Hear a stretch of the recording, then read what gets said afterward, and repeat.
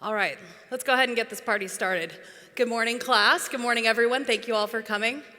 My name is Leslie Hawthorn, and I am a Senior Principal Program Manager at Red Hat on the Open Source and Standards team.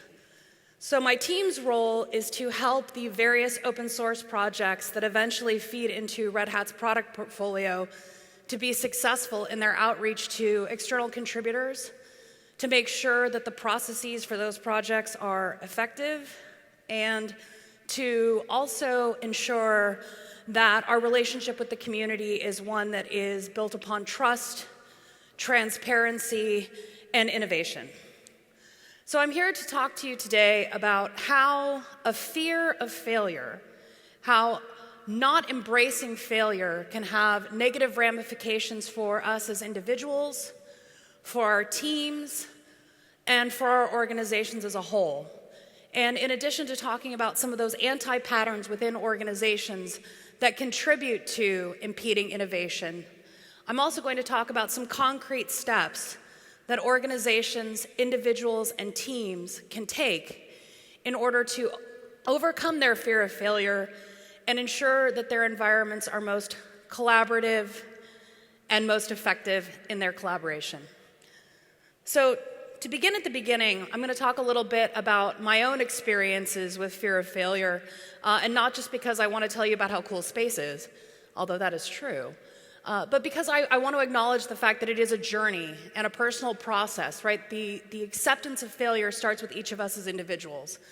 So, to begin at the beginning, I was very privileged in life. My mother was a Unix programmer, so I got started off in the technology world quite early. I still remember the hum of a dot matrix printer in my mom's office, and I was using VI when I was about 6 years old. So once upon a time, I got to spend a lot of time thinking about the technical space, and my mom traveled frequently for work. So she would often visit the East Coast, and occasionally she would ask me to join her so that we could have some mother-daughter time on the weekends in between her project assignments. And one of the favorite places that we would go together was to the Smithsonian Institute. And you may recognize this iconic building here as the visitor center for that museum. So I adored going to the Museum of Natural History because within the Museum of Natural History, there is the Hall of Minerals. And like any good geek, I love shiny things. So there are many shiny things in that hall. But my second favorite location in the Smithsonian was the Air and Space Museum. And I loved watching all of the displays about our journeys into space, human beings' first flight, and I grew up looking at beautiful objects like this one, the Apollo 13 space capsule. Now, when we think about failure, the Apollo 13 mission rings very loudly in our memories as an opportunity to think about a great deal of failure. So for those who are less familiar with it, the Apollo 13's mission goal was to land on the moon.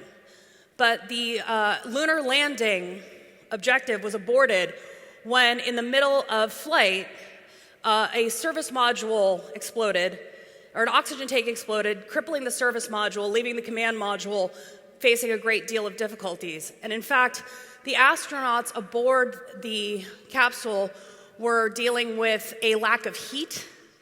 They didn't have enough water to drink, and they were actually making repairs to the capsule whilst in the process of attempting to land back on planet Earth. So, as you can imagine, this is not only a huge set of obstacles to face, but also a very frightening set of challenges. Your very life is in your hands.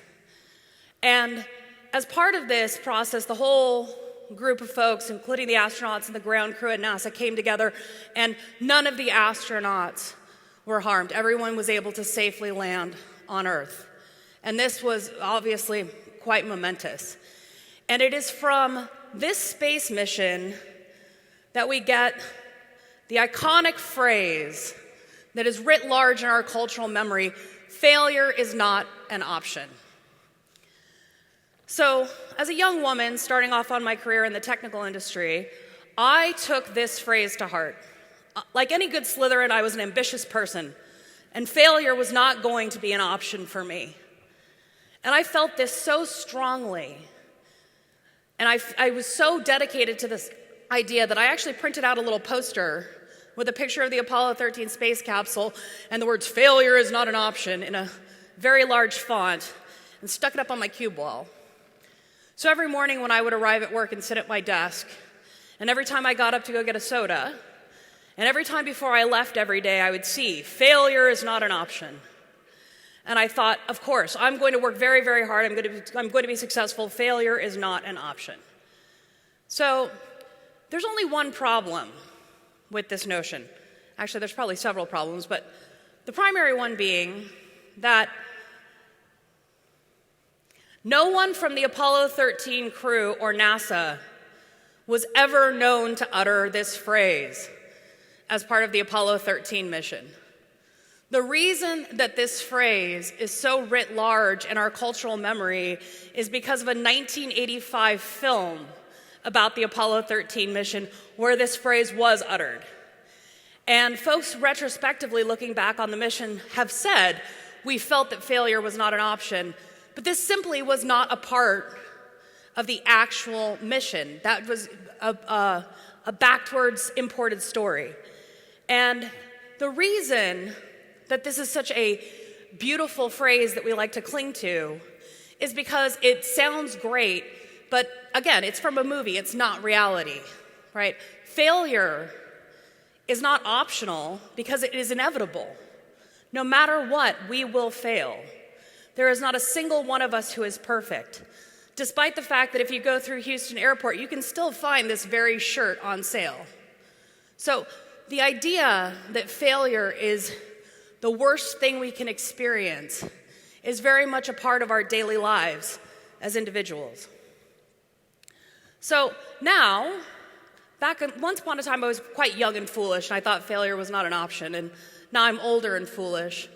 And now I'm working at an organization that absolutely embraces failure as part of the process of innovation.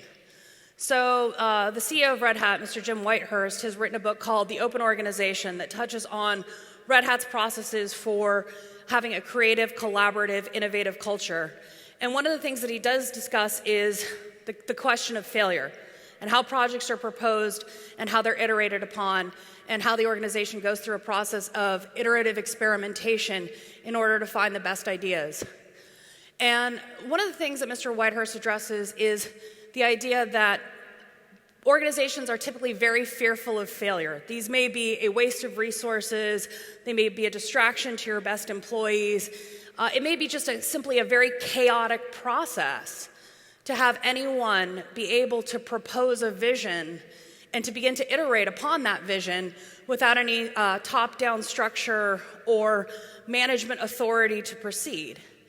And in addressing this idea, the answer is, won't many of these projects fail? And the simple answer is yes. There is an absolute acceptance that failure is inevitable. There is no question that it will happen.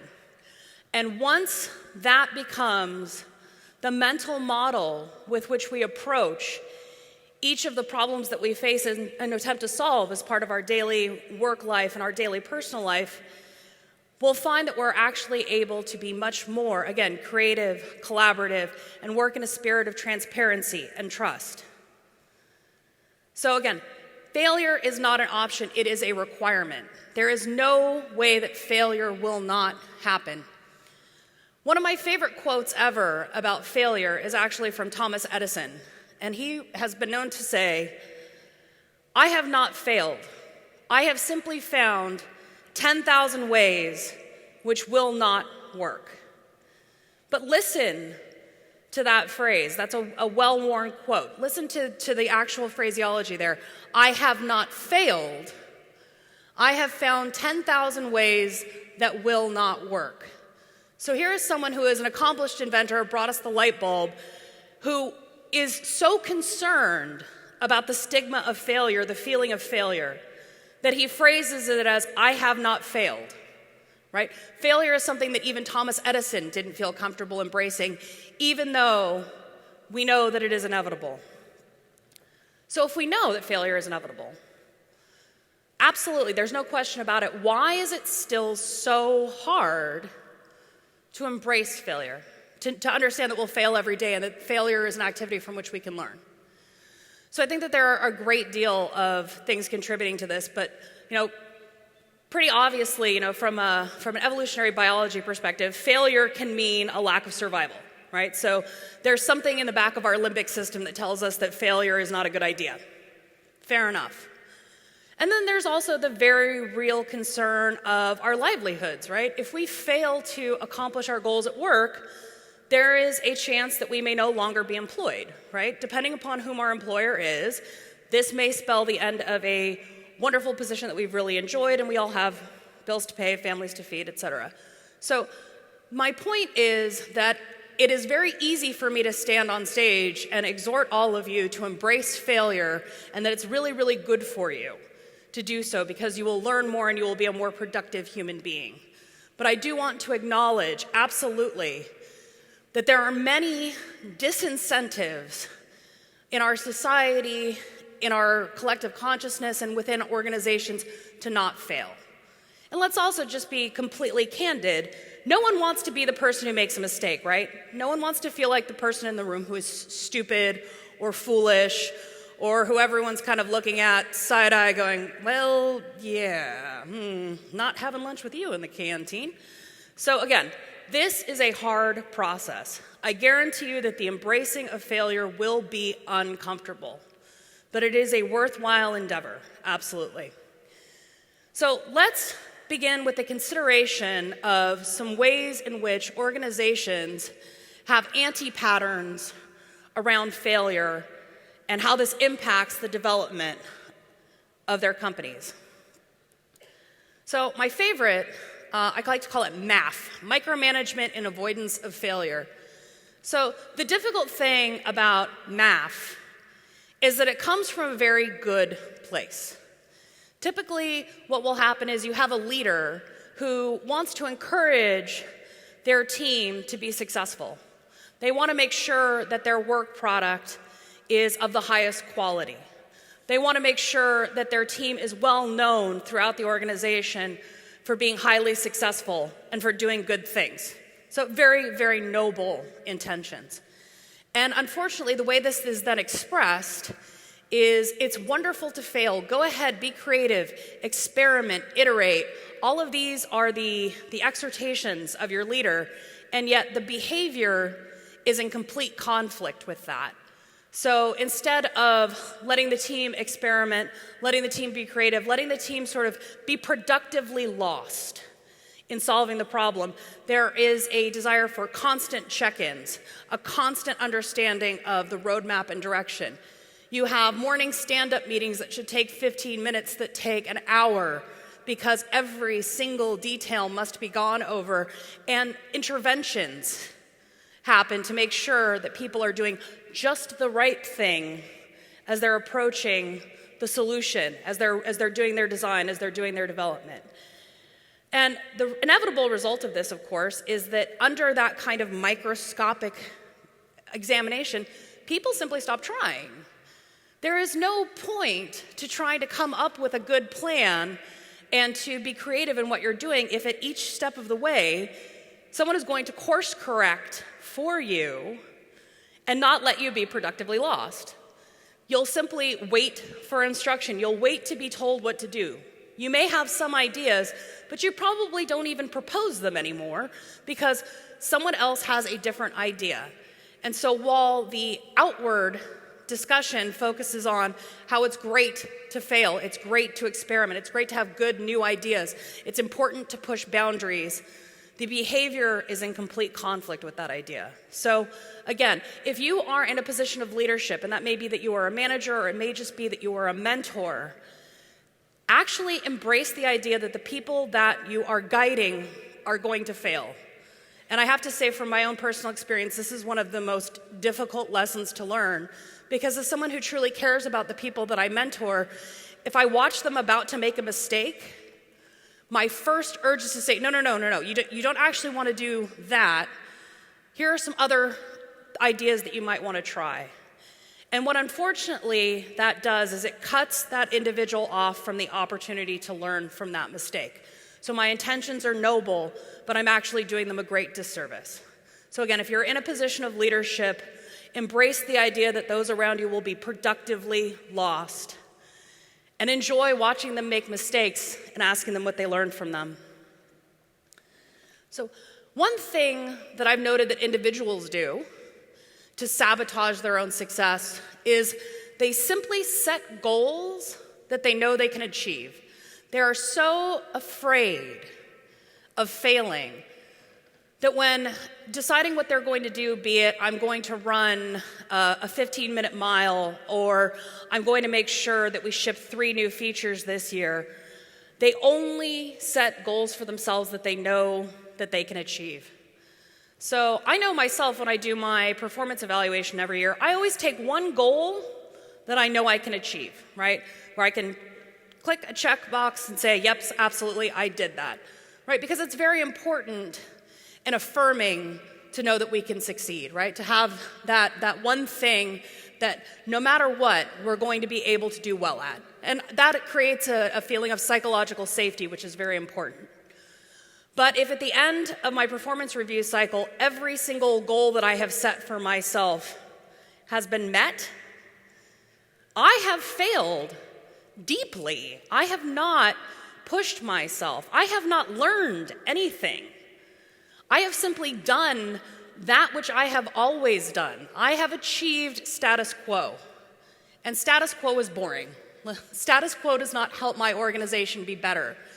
Status quo does not help my team be better, and it certainly doesn't serve me as an individual because I have not grown, I have not learned, I have not stretched myself to keep my mental muscles in better shape to achieve the next objective. And my third anti-pattern is expressed most often in the company meeting. I can't see all of you folks in the audience, but this is usually where I see a sea of hands when I ask the question, how many of you have attended a company meeting where things have gone poorly at your organization and no one will talk about it? Our sales figures may be low, we may not be shipping our product on time, we may be getting customer complaints, our issue queue may be backed up to high heaven, but fortunately everything is just going great. Life is good, everything's hunky-dory. And this is highly problematic. And it's highly problematic because there's a failure to balance the need for motivating your employees, for keeping things positive, with a need for transparency, with a need for honesty, with a need for reflection, and an understanding of why those problems have occurred. And this is also insidious because if we are in organizations where we talk about the need for agile development, for innovation, for failing fast and recovering gracefully, if that is our message, and yet our behavior is different, if we simply pretend that failure does not happen, if we keep all discussions of that off the table, the message that we are sending to our peers, to our employees, to our teammates, to ourselves, is that failure is actually not okay. If it is so bad that we won't talk about it, if it is a shameful thing, if it's something that we will not actually actively embrace except only in words, we are absolutely sending the message that it is not okay to fail. And again, with the results of people feeling like their creativity is stifled, they will only do things that they consider safe. They will only continue to produce the status quo, and that will not push forward our team, our organization, ourselves. We will simply stagnate. The other issue, too, that I found as well with the kind of discussion of failure in a company-wide setting is this idea that the only time you talk about failure is when you follow it up immediately with a rah, rah, but we're going to do great, no worries, everything's going to be okay. And there's nothing wrong with reassurance. Reassurance is important. Again, it creates that feeling of psychological safety that human beings require in order to function well. But again, that too can be a glossing over of the actual issues, right? It is important as part of the process of embracing failure to talk about what the issues actually are, to perform those root cause failure analysis, not to just simply say, okay, failure happened, let's move on, but to actually understand why and grok it deeply and use that to inform the next set of failures so that we can make new and better mistakes. So rather than just focusing on the anti-patterns that individuals and organizations can sometimes construct around failure, let's talk about some ways to do it better. So here are some concrete tools to, as I like to think of it, fail the right way. So celebrate what you learned by failing. Now, this sounds deeply counterintuitive probably to many people. If you've done something wrong, why would you want to celebrate it? Why should it be considered to be a good thing? And obviously, it's difficult to get excited about failures, particularly if failures have caused difficulties for ourselves and our colleagues. If you bring the site down and you're offline for 2 hours and your company loses a couple of $1 million in revenue, people are not going to be particularly excited about that, certainly while it's happening, and probably not right afterwards. So again, it feels counterintuitive, but it is deeply important to actually celebrate the process of failure so that people know that it is something that is inevitable, and so that they have that sense of psychological safety when they act the next time, to know if they fail, it will be all right. I think a really great example of how to do this well comes from the folks at Etsy, the online marketplace for creative professionals. I was attending a talk last year by one of their operations engineers, and she was explaining that there is a specific dedicated team chat channel just for failure. And while it is not required, everyone from the technical team hangs out in that chat channel and just kind of waits for someone to say something. And the idea is, you mess something up probably pretty badly, and you join the channel or you speak in the channel and you say, wow, I really messed up this thing. And the immediate response from all of your colleagues, from your peers, even from the managers who are in that channel is to say, congratulations, good job, you messed up such and such thing. What did you learn from that? And then the person who is coming and expressing their failures to the channel is going to go through the steps that led to the problem and what they've learned from it and how they'd like to correct it later, right? And everyone participates in this group process of congratulations and helping to tease out the threads of why there was a particular issue. So failure is not stigmatized, it's celebrated, it's rewarded. And this is a really low bar, non-threatening way, I think, to get into the process of celebrating failure, because again, it's just I am, right? We're all using I am on a daily basis constantly. It's not like we're all sitting in a room together around a conference room table trying to figure out who really screwed up and who we're gonna have to tell the higher ups is persona non grata for this week, right? Again, it's just talking, and people are able to, across time zones, across offices, across departments, share in the process of celebration and learning from this failure, right? The failure learning is not siloed based on team. Everyone is able to participate in that process. Another really cool way I've seen this done is with the fail cake. So I highly encourage this just because I like cake, and I think probably many of you do too.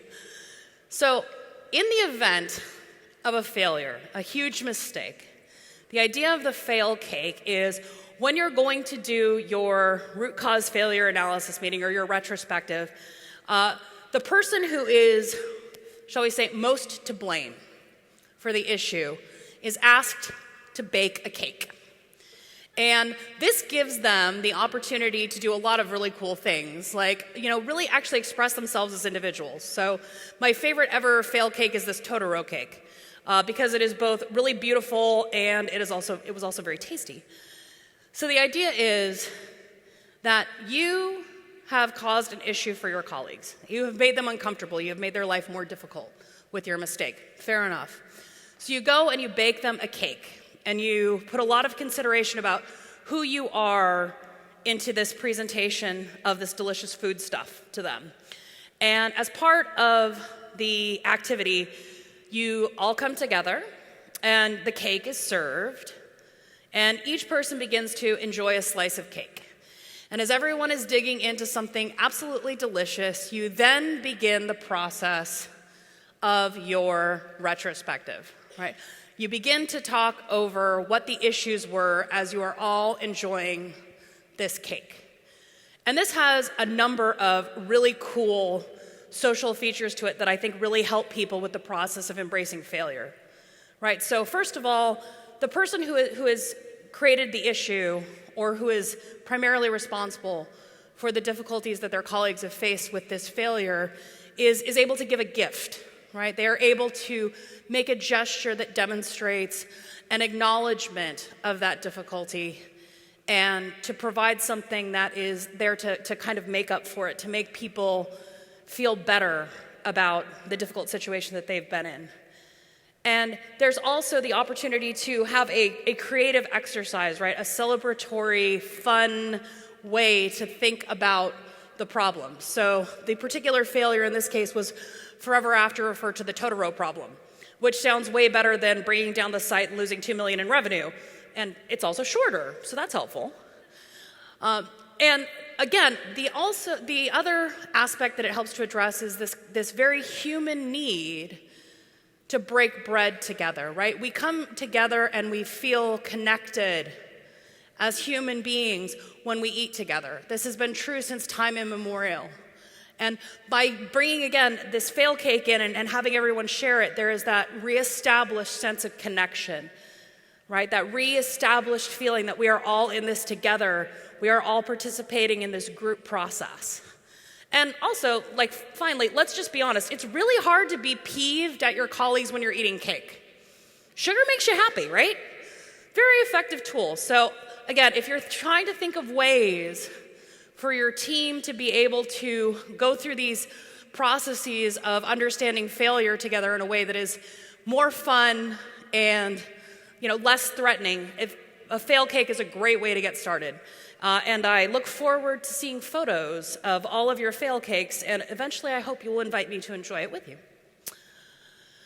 So this is more at the organizational level as opposed to at the individual level, but I think it is vital for organizations to embrace the idea of failure at every level of the company, but to specifically make it a part of the human resources process. So the idea that failure and what you learned from it becomes a part of how you assess your employees and their success. So if I take an example from one of my previous employers, Google Incorporated, they actually have the idea that you will fail codified as part of their promotion process. This is actually written down as part of their human resources documentation. So the way that Google approaches promotion is to let employees know that the expectation is that if you want to be promoted to level 2 and you're at level 1, they'd like to see you performing with all of the attributes of level 2 and a few items at level 3. And at that point, they feel that the employee has advanced sufficiently to be promoted from level 1 to level 2. Okay, fair enough. Now, it is also 100% understood, and again, codified, that your next review after you have been promoted will be a does not meet expectations. That you will actually get a failing review right after you have been promoted. And this will not be a cause for you losing out on any of the opportunities that you would gain as an employee, right? It doesn't affect your bonus. It doesn't mean that you're going to end up getting walked out by security. It is absolutely known and understood that this is going to happen to you. You're warned about this by your manager when they let you know that you're getting promoted. In fact, it's actually in part of the management handbook that you do this. And the idea being that you have exceeded expectations in level 1 as part of your process of moving to level 2. That's part and parcel of the whole promotion process. But then when you're at level 2, operating with some aspects of level 3, you can't possibly in 6 months master everything at the level above you. So you're getting a does not meet expectations. And that is used as an opportunity for employees to discuss with their managers how they are going to be able to meet those goals that are now just slightly out of reach. How they're going to create a personal development plan so that they can achieve the next level up in their careers. And again, this is all written into the company's performance evaluation process. And again, this is key for that creation of psychological safety. If people know and understand that it is expected that they fail, that they push boundaries, that they're creative, that they come up with new ideas that could then potentially be productized, and that they will not be penalized for doing so, that it is in fact encouraged, it is in fact mandatory that they do this, people feel the psychological safety and freedom to experiment, to innovate, to act agilely, to fail fast, and to recover gracefully. So if an organization is looking to create that agile environment, again, I really think that it is vital to bake into the human resources process an understanding that failure is simply part of being a good employee, to codify that and to let employees know that that is true, and then to absolutely follow up with transparent action. If you fail, if you meet your goal of failing this quarter, there are no repercussions for doing so. In fact, that failure is celebrated. That failure was part of the expectation for you as an employee. So, how many folks, I'm sorry, I can't see you all fail. So, this is usually the part where I ask, how many folks have participated in a post-mortem? I hate calling them post-mortems because nobody died. So I like to call them retrospectives, after-action reports. I don't really like root cause failure analysis, even though it's common, because to me it seems very robotitronic and not embracing of our human foibles and the fact that human beings are the ones who create technology. I have sat through many painful retrospectives where the actual obvious goal, though it was not explicitly stated, was to find someone to blame. Let us find the single individual who has deeply screwed up so that we can effectively either shame them, punish them, make sure that they really feel terrible for what they have done, this mistake that they have made, so they never make another mistake. Effectively, so they never actually do anything innovative again, because they will remember that stigma of failure forever. These are not the kind of meetings you want to go to. These are not the kind of processes you want to have. If for no other reason than eventually, when you are sitting in that post-mortem meeting, you will be the one being dissected, because failure is inevitable. And eventually that will come around, and each one of us will be in a position where it is our failures that are being analyzed, right? So again, please stop calling them post-mortems. Nobody died. And there are a number of tools that folks use to run effective retrospectives. I've talked to a few of the engineers here at Cerner, and I understand that the 5 whys is a tool that is frequently used in retrospectives. I think that's great. I prefer to run my retrospectives a little bit more free-form, with the 3 phrases that you see here on the slide. So encouraging each individual who is on the team to go through and talk through these points. I liked, I wished, I wonder. So I liked that we all came together as a team and scrambled in order to get the site back up, despite the fact that our configuration management tools failed completely and our rollbacks went badly. I really felt like there was a good sense of camaraderie as we all fixed this problem together. I wish I had understood that these test cases were actually insufficient and they were hiding a critical bug. I wish that I had better knowledge of unit testing so I could write better tests. And I wish that I had understood that my skill set was lacking there before this problem happened, but now that I know, I'm going to correct that. I'm going to work with a mentor to get that fixed. I'm going to read some books. I'm going to take some courses and get some training, for example. And the last aspect, I wonder. I wonder if we would have experienced this failure if we had some additional hardware available to us. I wonder if we would have had these same issues if we had taken the time to talk to our colleagues on an adjacent team about their own experience in this same area. I wonder if they have experienced the same failure. I wonder if we should share our experience with them so that we help them to learn from our failure so that they can, again, make new and better mistakes and share that knowledge with us. I like this approach because it's more expansive, it's more creative, it's not finger pointing, it's not blame placing, and it encourages people to think about optimal solutions in the future instead of focusing on just simply the individual problem at hand, right? It creates bigger picture thinking.